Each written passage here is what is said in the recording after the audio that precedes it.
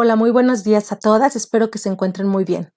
El día de hoy continuaremos con nuestro estudio sobre las mujeres extraordinarias de la Biblia, y la que vamos a estudiar el día de hoy tiene por nombre María Magdalena. Es un nombre bastante conocido, es una mujer bastante conocida en la Biblia, sin embargo también es una de las personas menos comprendidas de la Escritura. Algunas personas a lo largo de la historia han especulado mucho sobre esta mujer. Se ha dicho que ella fue aquella mujer pecadora que lavó los pies de Jesús y que la secó con su cabello, o que es también aquella mujer pecadora que fue sorprendida en pleno adulterio y fue salvada de ser apedreada. Pero en realidad no hay ninguna base bíblica ni fundamento para creer que esto haya sido así. También se ha especulado recientemente sobre que ella era rival de Pedro, y es más, ha habido libros, documentales o series en donde se dice que ella se casó con Jesús y que tuvo hijos con él. Sin embargo, nada de todas estas especulaciones y nada de todo esto es verdad. Nada tiene fundamento bíblico y solamente son mitos o fantasías. Sin embargo, hoy no nos enfocaremos, obviamente, en nada de eso, porque lo que hoy estudiaremos sobre la vida de María Magdalena es únicamente lo que la Escritura verdaderamente dice acerca de ella. Y lo que la Biblia dice de ella es suficientemente extraordinario para impactar nuestras vidas. No necesitamos que esta mujer se pierda detrás de una niebla de herejías místicas, herejes antiguas y fantasías diabólicas. Por eso es que el día de hoy nos enfocaremos únicamente en lo que nos dice la Biblia sobre ella. Acompáñame por favor en tu Biblia a Lucas 8. Vamos a empezar hablando un poquito sobre características que la definen. En Lucas 8, versículo 1, vamos a leer los primeros tres. Lucas 8 del 1 al 3, en la nueva versión, en la nueva traducción viviente, es donde lo voy a empezar a leer. Versículo 1. Poco después, Jesús comenzó un recorrido por las ciudades y aldeas cercanas, predicando y anunciando la buena noticia acerca del reino de Dios.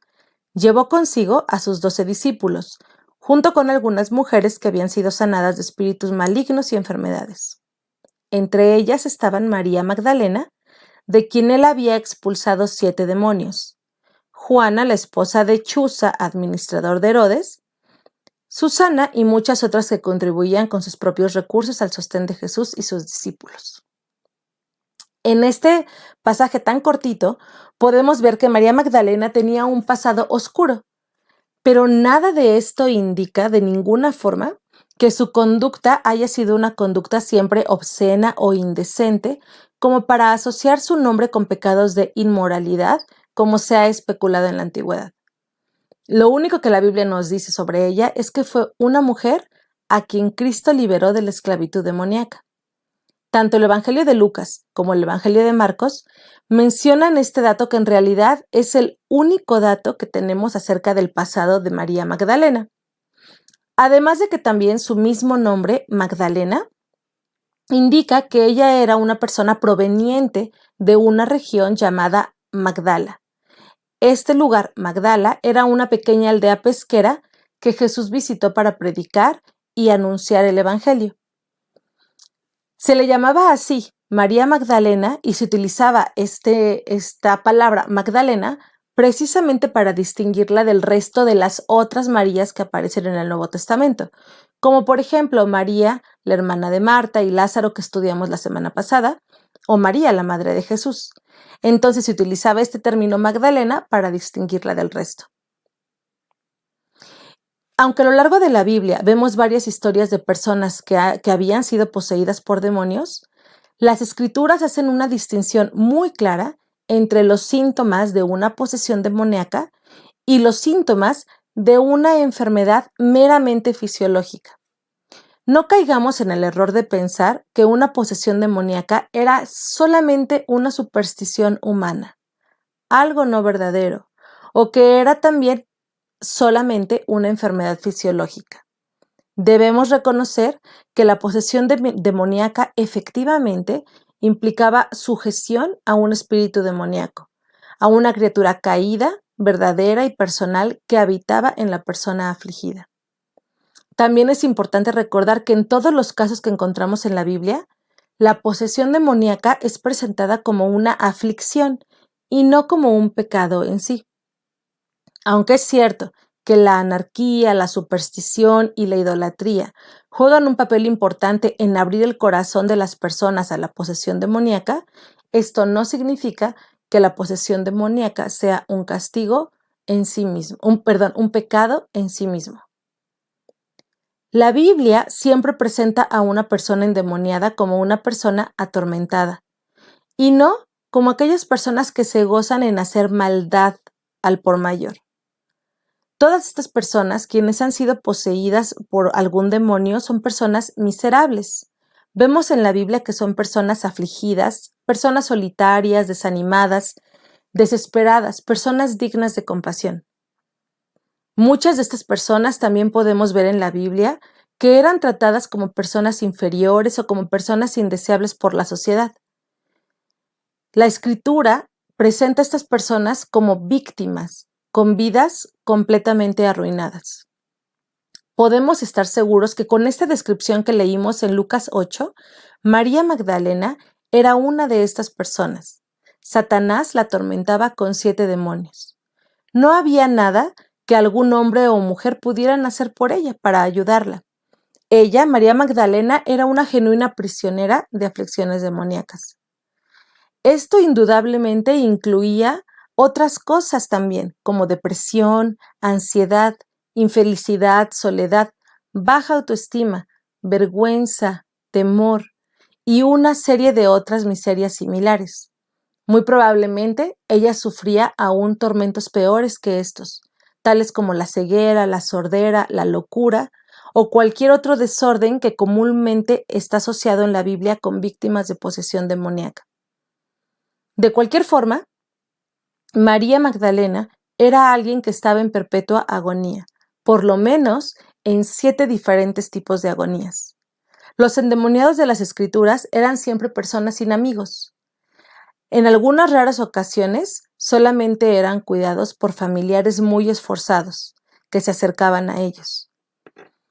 Pero en general, estas personas estaban perpetuamente alteradas por su incapacidad para huir de estos tormentos constantes a los que eran sometidos por los demonios. Ellos vivían sin alegría, porque toda su vida estaba llena de oscuridad y de miseria. Carecían también de esperanza, porque no había ningún tipo de remedio terrenal ni en sus propias fuerzas para apagar este tipo de aflicciones o para mitigarlas. En realidad, esto es todo lo que la Biblia nos dice con certeza sobre el pasado de esta mujer, de María Magdalena. La Escritura, deliberada y misericordiosamente, omite los horribles detalles de la posesión demoníaca que ella padecía. Pero se nos da suficiente información para saber que ella debe haber sido un alma lúgubre, malhumorada, torturada. Es muy posible, especialmente con tantos demonios que la afligían, que su caso haya sido todavía mucho peor de lo que podemos imaginarnos. Tal vez pudo haber sido tan demente que la mayoría de la gente la considerara simplemente eso, una lunática irrecuperable. ¿Sabes? De alguna forma, todos los seres humanos, aunque nunca hayamos sido poseídos por algún demonio, todos los seres humanos hemos sido atormentados por nuestro propio pecado. Hemos estado sujetos a su esclavitud y nuestra alma ha vivido en agonía constante. Sin Cristo, el ser humano vive sin paz verdadera, vive sin gozo, vive sin esperanza, vive deprimido, infeliz, insatisfecho, lleno de temores y lleno de vergüenza, como lo dice Juan 8 del 34 al 36. Juan 8:34 dice, Jesús contestó, les digo la verdad, todo el que comete pecado es esclavo del pecado. Un esclavo no es un miembro permanente de la familia, pero un hijo sí forma parte de la familia para siempre. Así que si el Hijo los hace libres, ustedes serán verdaderamente libres. Solo Jesús puede hacernos verdaderamente libres. Solo Jesús puede salvarnos de la esclavitud al pecado y nosotras, aquellos que hemos sido salvados por la pura gracia de Dios por medio de la fe en Jesucristo, somos llamadas también a llevar a aquellos que no lo conocen a los pies de Cristo, llevarlos a Cristo. Como hijas de Dios somos llamadas a mostrarles quién es aquel, el único que puede liberar a cualquier ser humano de esa condición terrible de esclavitud al pecado y de las consecuencias que esto trae. Como hijas de Dios, también somos llamadas a mirar a todas las personas con amor y con misericordia, con la oportunidad y con la urgencia de llevarlos a Cristo, de mostrarles a Cristo, de hablarles de la salvación que hemos encontrado nosotras en Él. Así como cuando Cristo nos vio a nosotras mismas, así como cuando Cristo nos vio a nosotras, cuando nosotras mismas estábamos en agonía lejos de Él, con amor y misericordia, es como nosotros debemos ver a todas las personas. ¿Recuerdas el primer y gran mandamiento? Amarás al Señor tu Dios con todo tu corazón, con toda tu mente, con toda tu alma y con todas tus fuerzas. Y a tu prójimo como a ti misma. La Biblia es muy clara al respecto.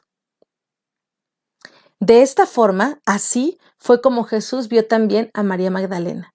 La vio con amor, la vio con misericordia, la vio con gracia e inmediatamente la liberó de todo aquello que la atormentaba, de todo aquello que la perturbaba y la esclavizaba. La liberó de los demonios que la habían estado poseyendo. ¿Cómo y cuándo sucedió? ¿Cómo y cuándo fue liberada? No se nos dice con exactitud, pero Jesús la libertó. Y ella fue libre de verdad. Y habiendo una vez siendo liberada de los demonios y del pecado, entonces pasó a ser una sierva de la justicia, como dice Romanos 6:18. Estos dos evangelios, Lucas y Marcos, parecen mencionar la antigua condición demoníaca de María Magdalena solo con un propósito, con el propósito de celebrar la misericordia y la gracia de Cristo para con ella. ¿Sabes? Su vida no fue meramente autorreformada. Su vida fue completamente transformada. ¿Y a qué me refiero con esta palabra o con esta frase de meramente autorreformada? Me refiero a un intento de simplemente enmendar o corregir la conducta de alguien, haciendo que abandone un comportamiento o un hábito que se considera inadecuado, pero sin tener en realidad un espíritu transformado, sin haber sido libertado por Jesús, es decir, sin haber sido verdaderamente salvo. En Lucas 11:24 al 26, Jesús nos da una ilustración, una advertencia de lo que pasa con esta idea de ser una persona meramente reformada y no ser una persona verdaderamente transformada por el Espíritu de Dios, por el Espíritu Santo. Acompáñame a este pasaje en Lucas 11:24. Lucas 11:24 al 26. Dice, cuando un espíritu maligno sale de una persona, éste va al desierto en busca de descanso, pero como no lo encuentra, dice, volveré a la persona de la cual salí, de modo que regresa y encuentra que su antigua casa estaba barrida y en orden. Entonces el espíritu busca a otros 7 espíritus más malignos que él, y todos entran en la persona y viven allí, y entonces esa persona queda peor que antes. Es intrigante que María Magdalena haya estado poseída por 7 demonios. Quizás ella haya tratado de auto-reformarse, de reformar su propia vida en base a sus propios esfuerzos, y probablemente aprendió de la manera más dura lo inútil que es tratar de soltarse de las garras de Satanás por uno mismo. Por nosotros mismos, nuestras buenas obras o por la religión en sí misma, no es nada de esto posible. Ni las buenas obras, ni nuestros grandes esfuerzos, ni la religión en sí misma pueden pagar la culpa de nuestro pecado. Y ningún pecador, ningún ser humano pecador, tiene dentro de sí mismo el poder necesario para cambiar su propio corazón. Eso es algo que la Biblia establece con claridad y que es absoluto. Ningún pecador tiene el poder dentro de sí mismo para poder cambiar su propio corazón. Acompáñame a leer 2 pasajes que nos hablan claramente de esto. Uno es Isaías 64:6 y el otro es Jeremías 13:23. Isaías 64:6 dice lo siguiente. Voy a leer desde el 5b. Pecamos constantemente. ¿Cómo es posible que personas como nosotros se salven? Versículo 6. Estamos todos infectados por el pecado y somos impuros. Cuando mostramos nuestros actos de justicia, no son más que trapos sucios. Como las hojas del otoño, nos marchitamos y caemos, y nuestros pecados nos arrasan como el viento. En este pasaje podemos ver que la obra de justicia más buena que nosotros podamos hacer, el mejor acto de bondad que pueda salir de nosotros, no es más que un trapo sucio. Y nuestros pecados, dice aquí, que nos arrasan, nos destruyen, nos aplastan como el viento por completo. Así como las hojas del otoño, simplemente nos marchitamos y caemos.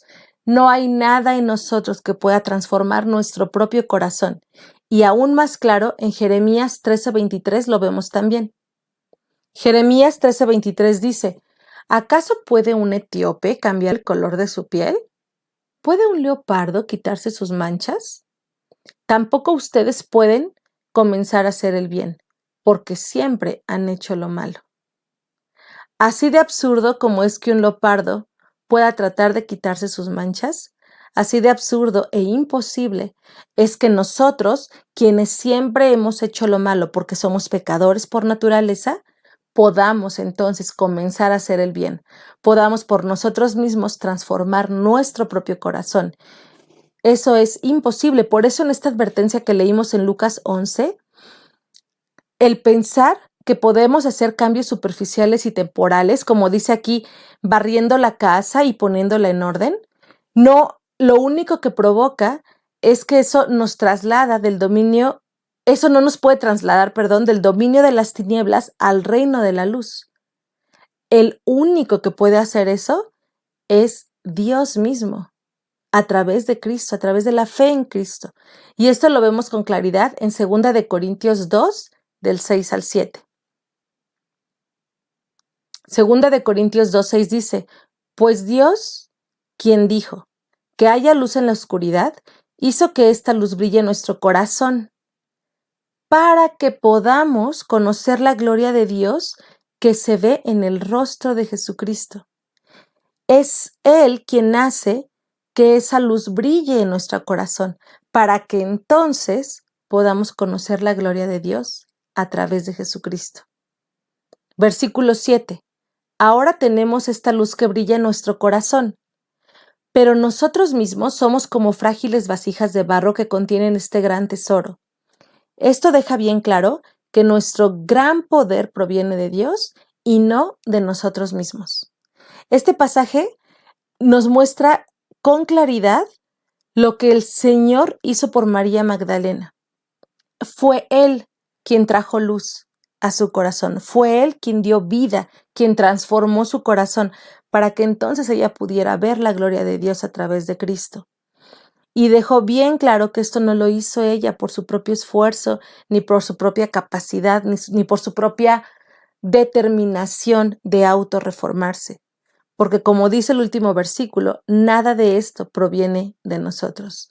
Todo proviene del gran poder de Dios. María lo sabía, María Magdalena lo sabía, y por eso mostró un gran amor y una gratitud abismal por Jesús, su libertador. ¿Sabes? Después de su liberación, María Magdalena inmediatamente se unió al grupo de discípulos que viajaban con Jesús. Se convirtió en su discípula, como lo leímos al principio cuando leímos Lucas 8. Es importante decir aquí que no había nada de inapropiado en que Jesús permitiera que hubiera mujeres entre sus discípulos, entre sus seguidores. Podemos tener la certeza de que el nombre de Jesús, su honor y su reputación, así como la de todos los hombres y las mujeres que formaban parte de este grupo, nunca tuvieron ningún tipo de insinuación o de reproche respecto a su trato entre ellos. ¿Sabes? Los enemigos de Jesús buscaban desesperadamente razones para acusarlo. Y si hubiera habido algún tipo de situación inadecuada entre los discípulos de Cristo y en este grupo, y que sembrara algún tipo de duda respecto a la forma en la que Jesús se relacionaba con las mujeres o sus discípulos también, obviamente sus enemigos no se hubieran detenido para poder usar esta acusación contra él. Pero la verdad es que nunca se dijo nada sobre la forma en la que Jesús trataba a las mujeres en este sentido. Al contrario, estas mujeres se ve a lo largo de la Biblia y de las historias que leemos que eran mujeres piadosas, mujeres que dedicaban sus vidas solamente a las cosas espirituales. Seguramente estas mujeres eran mujeres viudas o solteras, es decir, eran mujeres que estaban libres de toda obligación con sus padres o con su familia cercana, porque evidentemente no tenían responsabilidades familiares que las obligaran a permanecer en su casa. De lo contrario, podemos tener la certeza de que Jesús jamás hubiera permitido que lo acompañaran. Y sabes, en todo esto no existe el más mínimo signo de impropiedad o de indiscreción en la manera como Jesús se relacionaba con ellas. Para nada. Por otro lado, también es verdad que la mayoría de los rabinos de esa cultura no permitían que las mujeres fueran sus discípulas. Pero Jesús exhortó a ambos. Jesús exhortó tanto a mujeres como a hombres a tomar su yugo y a aprender de él, es decir, a ser sus discípulos. Esta es otra evidencia más acerca del honor que Jesús da a las mujeres en la Biblia. Así también tú y yo, nosotras hemos sido llamadas a ser discípulas de Jesús como María. Hemos sido llamadas a ser discípulas cercanas. El ser sus discípulas, el seguirlo, el buscarlo, el estar cerca de él, es una respuesta natural de un corazón lleno de gratitud por haber sido hechas verdaderamente libres, cuando encontramos salvación en Cristo. Y esto lo vemos también en algunos pasajes. Te voy a invitar a que leas conmigo Mateo 7:21.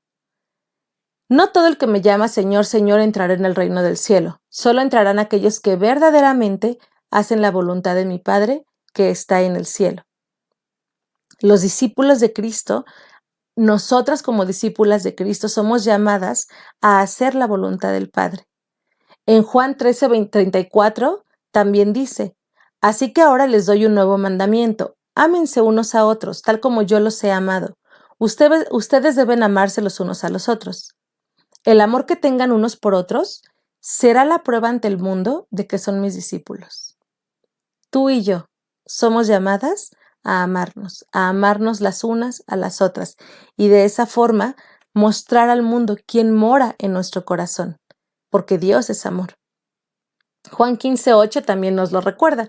Juan 15:8 dice, cuando producen mucho fruto, demuestran que son mis verdaderos discípulos. Eso le da mucha gloria a mi Padre. Y sabes, en los versículos previos dice que para que haya mucho fruto, debemos permanecer en la vid, que es Cristo, porque separadas de Él no hay nada que podamos hacer en nuestras propias fuerzas. María Magdalena permaneció como una discípula fiel de Jesús, aun cuando todos los demás lo abandonaron. ¿Por qué? Porque ella pudo tener esta fortaleza para producir mucho fruto, para ser una discípula cercana a Jesús, como lo acabamos de leer en Juan 15:8. Porque como lo dice Juan 15:5 y los versículos en este capítulo de Juan 15, ella permaneció en la vid, en Cristo. Si tú quieres llevar mucho fruto, si tú quieres dar muestras de ser una verdadera discípula de Cristo, no podrás hacerlo en tus propias fuerzas, ni yo. Necesitamos permanecer en Cristo, porque solo permaneciendo en Él es que podemos entonces dar fruto. María no lo abandonó. María Magdalena nunca lo abandonó. Ella estuvo con Él en el momento de la oposición, cuando todo el mundo estuvo en contra de Jesús. Cuando otros se sentían ofendidos con lo que Él decía, ella permanecía a su lado. Cuando algunos ya no caminaron más con Él, ella continuó siendo fiel. Ella le siguió todo el camino desde Galilea hasta Jerusalén. Ella estuvo presente en la crucifixión, junto con María, la madre de Jesús, con Salomé y con otra María también. Ellas permanecieron allí hasta que Cristo murió, hasta que llegó el momento de la muerte. Y sabes, en todo ese proceso, en todo ese tiempo, no podían hacer otra cosa más que mirar a Cristo, orar y sufrir. Imagínate ver a aquel a quien amaban, en quien confiaban, a quien tenían una gratitud profunda. Verlo en ese momento colgado en una cruz, desgarrado, en medio de tanta violencia, bañado en sangre, es obvio que ese momento para ellas pudo haber parecido el desastre más grande de todo este mundo. En medio de una multitud fanática, furiosa, sedienta de sangre que gritaba que lo único que esperaba era la muerte de Cristo, probablemente ellas también pudieron haber sentido temor ante esto y huido de esa escena, pero no fue así. Ellas nunca se acobardaron, permanecieron fieles cerca de la cruz de Cristo. y nunca se apartaron de esa escena hasta que finalmente Cristo murió. Pero no fue nada más hasta ese momento, sino que aún después permanecieron junto al cuerpo de Jesús por amor. De hecho, algo sorprendente es que gracias a María Magdalena, los discípulos supieron dónde habían puesto el cuerpo de Jesús después de su muerte. Mateo 15 nos relata cómo fue ese momento. Marcos 15. Acompáñame a Marcos 15, versículo 46 y 47. Marcos 15, versículos 46 y 47. Marcos 15 dice así. Versículo 46. José de Arimatea compró un largo lienzo de lino. Luego bajó el cuerpo de Jesús de la cruz, lo envolvió en el lienzo y lo colocó en una tumba que había sido tallada en la roca. Después hizo rodar una piedra en la entrada. María Magdalena y María, la madre de José, vieron dónde ponían el cuerpo de Jesús. También en Juan, capítulo 19, dice que José de Arimatea, junto con Nicodemo, quien era un principal de los judíos, tomaron el cuerpo de Jesús y lo envolvieron en lienzos con especies aromáticas para embalsamar, como era la costumbre judía. Los dos hombres rápidamente ungieron el cuerpo de Jesús y lo envolvieron firmemente en tela de lino, porque tenían que apresurarse para terminar la tarea de la sepultura de Jesús antes de que comenzara el sábado, que era el día de reposo y que en ese momento era el inicio de la Pascua. El amor de María Magdalena por Cristo, por Jesús, fue tan fuerte como el amor también de estos hombres. Por eso ella de alguna forma observó todo el proceso, observó qué hicieron con el cuerpo ellos dos y observó el lugar específico, la tumba en donde lo habían depositado.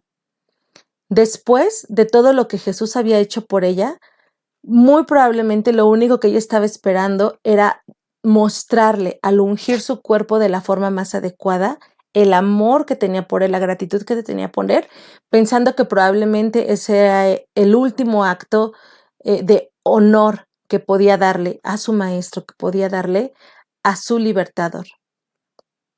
Ella estaba decidida a lavarlo y a ungirlo apropiadamente. Así es que tanto ella como la otra María empezaron a preparar todas las especias funerarias que se necesitaban antes de que empezara más bien el sábado. Después esperaron el día sábado y a primera hora del día domingo fueron corriendo a la tumba para poder dar este momento ceremonial, este momento de honor al cuerpo de su maestro, al cuerpo de Jesús.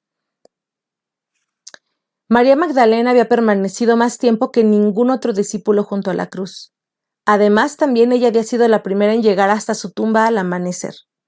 Su devoción nunca fue más auténtica que el momento de su muerte, y esa devoción también iba a ser recompensada de una forma espectacular. Hasta este momento en donde María Magdalena quiere ir a ungir el cuerpo de Jesús, es evidente que no había ningún tipo de pensamiento respecto a que él iba a resucitar. Imagínate, ella había sido testigo ocular, testigo presencial de su muerte, de la muerte de Jesucristo. Ella había observado su cuerpo sin vida colgando de un madero. Ella había visto cómo lo habían envuelto en estos lienzos y cómo lo habían depositado dentro de esa tumba. Muy probablemente su único deseo era poder dar el último momento de honor al cuerpo de Jesús. Y pensó que al hacerlo así podría mostrar de alguna forma más el amor y la devoción que tenía por él. Pero te pido que me acompañes ahora a leer Juan 20. Vamos a leer este pasaje donde se describe el momento en el que María Magdalena llega a la tumba y todo lo que sucedió ahí. Es sorprendente, es algo espectacular, como dijimos hace ratito. Vamos a Juan 20 desde el versículo 1 y lo voy a ir leyendo haciendo algunas pausas. Entonces, acompáñame a Juan 20, por favor, versículo 1. El domingo por la mañana temprano, mientras aún estaba oscuro, María Magdalena llegó a la tumba y vio que habían rodado la piedra de la entrada. Esta piedra de la entrada no era una piedra cualquiera, no era una piedra pequeña. Era una roca, era algo muy pesado, era algo bastante grande capaz de cubrir la entrada. Al ver que esta piedra había sido rodada, había sido movida, versículo 2. Ella corrió y se encontró con Simón Pedro y con el otro discípulo a quien Jesús amaba, y les dijo: Sacaron de la tumba el cuerpo del Señor y no sabemos dónde lo pusieron. Pedro y el otro discípulo se dirigieron a la tumba. Ambos iban corriendo, pero el otro discípulo corrió más aprisa que Pedro y llegó primero a la tumba. Se agachó a mirar dentro y vio los lienzos de lino apoyados ahí, pero no entró. Luego llegó Simón Pedro y entró en la tumba. Él también notó los lienzos de lino allí, pero el lienzo que había cubierto la cabeza de Jesús estaba doblado y colocado aparte de las otras tiras. Entonces el discípulo que había llegado primero a la tumba también entró, vio y creyó, porque hasta ese momento aún no habían entendido las escrituras que decían que Jesús tenía que resucitar de los muertos. Después, cada uno se fue a su casa. Versículo 11. María Magdalena, se encontraba llorando fuera de la tumba, y mientras lloraba, se agachó y miró adentro. Vio a 2 ángeles vestidos con vestiduras blancas, uno sentado a la cabecera y el otro a los pies en el lugar donde había estado el cuerpo de Jesús. Apreciada mujer, ¿por qué lloras?, le preguntaron los ángeles. Porque se han llevado a mi Señor, contestó ella, y no sé dónde lo han puesto. Dio la vuelta para irse y vio a alguien que estaba de pie allí. Era Jesús, pero ella no lo reconoció. Apreciada mujer, ¿por qué lloras?, le preguntó Jesús. ¿A quién buscas? Ella pensó que era el jardinero y le dijo: Señor, si usted se lo ha llevado, dígame dónde lo puso y yo iré a buscarlo. María, dijo Jesús. Ella giró hacia él y exclamó: Raboni, que en hebreo significa maestro. No me toques, le dijo Jesús, porque todavía no he subido al Padre. Pero ve a buscar a mis hermanos y diles: voy a subir a mi Padre y al Padre de ustedes, a mi Dios y al Dios de ustedes. Versículo 18. María Magdalena encontró a los discípulos y les dijo: he visto al Señor, y les dio el mensaje de Jesús. ¡Wow! Una mujer que estaba desolada, una mujer llorando por el cuerpo de su maestro, de su libertador, de aquel a quien tanto amaba, a quien tanta gratitud le tenía. Y de repente ve a un hombre parado y sin reconocerlo piensa que es el jardinero y le dice: ¿dónde está su cuerpo? Dígame dónde está, yo quiero ir a buscarlo.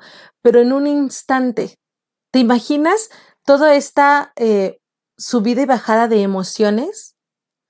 Dolor, tristeza, incertidumbre, desesperación, y en un instante todo cambia. Jesús solamente tuvo que decir su nombre: María.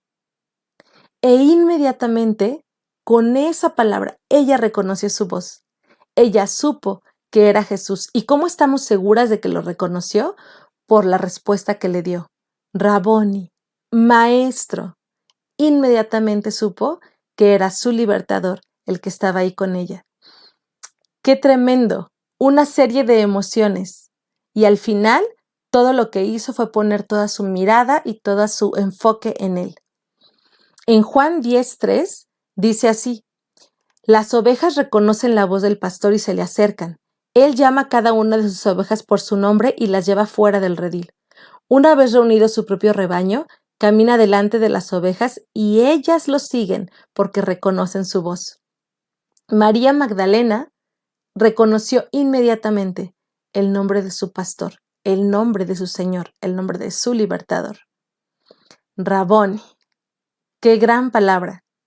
La pena de María, todo su dolor, toda su tristeza, su incertidumbre, se convirtió instantáneamente en una alegría inexplicable, en un gozo total. Seguramente lo que quería era abrazarlo con todas sus fuerzas y ya no soltarlo. Sin embargo, las palabras de Jesús cuando le dijo: no me toques, nos demuestran de alguna manera el carácter extraordinario que podemos imitar de María Magdalena. Ese deseo inminente de estar cerca de él, de no alejarse de él, de no soltarlo. Sabes, muchos de nosotros, en ese sentido, a veces no nos parecemos tanto a María Magdalena y nos parecemos más al apóstol Tomás. Somos pesimistas, dudamos, somos renuentes. Sabes, Jesús insistió o animó a Tomás a que lo tocara para que verificara que él verdaderamente era Jesús resucitado. Y esto es triste, pero es cierto que la mayoría de los discípulos de Jesús, nosotros, especialmente ahora en nuestros días, constantemente necesitamos ser empujados, necesitamos ser convencidos, necesitamos ser persuadidos para poder estar más cerca de Jesús. Necesitamos ser convencidos de buscarlo, de acercarnos a Él, de escucharlo, de disfrutar de su presencia. ¿Sabes? María Magdalena hizo todo lo contrario. Ella inmediatamente quiso acercarse a Él, quiso estar con Él, quiso disfrutar de su presencia y no dejarlo ir nunca más. Ella no quería separarse de su Maestro, de su Libertador. Actualmente, en este mundo donde vivimos, un mundo que es pesimista y que es apático respecto a seguir a Jesús, respecto a ser discípulos de Él, respecto a servirlo, esta es una lección muy importante que podemos aprender de María Magdalena. Debemos nosotras ir a Él, sin dudarlo, con prontitud, con gozo, con optimismo, con fe, como nos dice Salmo 51:12.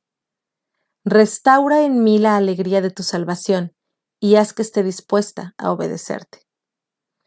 María Magdalena parece ser la única del círculo cercano de los discípulos de Jesús que fue testigo de todo lo siguiente. Escuchó a Jesús hablar desde la cruz, vio en dónde lo sepultaron, fue a su tumba con especies para ungir su cuerpo. A primera hora del domingo vio la tumba vacía, vio a los ángeles en la tumba, escuchó las palabras del ángel y encontró a Jesús resucitado antes que cualquier otra persona. Ella es la primer persona, la primer testigo que vio a Cristo resucitado. ¡Qué gran, qué espectacular regalo el que ella recibió en ese sentido de parte de Dios! ¿Sabes? Otros habían oído, los otros discípulos, las otras personas, habían oído y creído las buenas noticias de la resurrección de Cristo por boca del ángel, por el anuncio que el ángel les dio. Pero María Magdalena tuvo un privilegio especial. Ella lo oyó de la voz misma de Jesús. Por eso en Marcos 16:9 dice cuál es su epitafio, el epitafio de esta gran mujer. Marcos 16:9 dice, habiendo pues resucitado Jesús por la mañana el primer día de la semana, apareció primeramente a María Magdalena. ¡Qué gran privilegio! Ese fue su legado extraordinario. Nadie podrá nunca quitarle ese honor ni compartirlo. Pero nosotras podemos y debemos tratar de imitar el profundo amor hacia Cristo que tuvo María Magdalena y también su profunda gratitud hacia Él. Porque no debemos olvidar que nosotras, igual que ella, hemos sido libertadas de la esclavitud del pecado por el único que puede liberarnos, por el libertador, el Hijo de Dios, el cual murió en nuestro lugar en la cruz del Calvario y resucitó con poder para darnos la garantía de una nueva vida que podemos tener en Él. Como dice el Salmos 32:5. Finalmente te confesé todos mis pecados y ya no intenté ocultar mi culpa. Me dije, le confesaré mis rebeliones al Señor y tú me perdonaste. Toda mi culpa desapareció. Gracias a Dios por esta historia y por dejarnos un gran ejemplo en María Magdalena. Acompáñame a orar. Bendito Dios, gracias Señor por tu palabra y gracias por el ejemplo de mujeres como María Magdalena, que impactan nuestro corazón y que nos animan, Padre, a mostrar amor, gratitud, fe y devoción, Señor, a Cristo, nuestro Salvador. Gracias también, Señor, por cada mujer que está escuchando esta clase. Permite, Señor, que tu Espíritu Santo esté obrando en ellas y permite, Señor, que con humildad podamos confesar nuestro pecado delante de ti, como leímos ahorita en el último salmo, que podamos con prontitud venir, Señor, a acercarnos a ti y no dejarlo para después, Señor, no ser renuentes ante tu llamado, no ser renuentes, Padre, ante tu palabra. Venir con prontitud, arrepentirnos, confesar, Señor, pedirte perdón y disfrutar del gozo de sabernos perdonadas por ti, sin culpa y sin vergüenza. Gracias, Dios, porque por medio de Cristo nos liberas y nos haces verdaderamente libres. En el nombre de Él te agradecemos todo esto. Amén. Que Dios te bendiga. Nos vemos la siguiente semana para la siguiente clase. Que tengas buen día.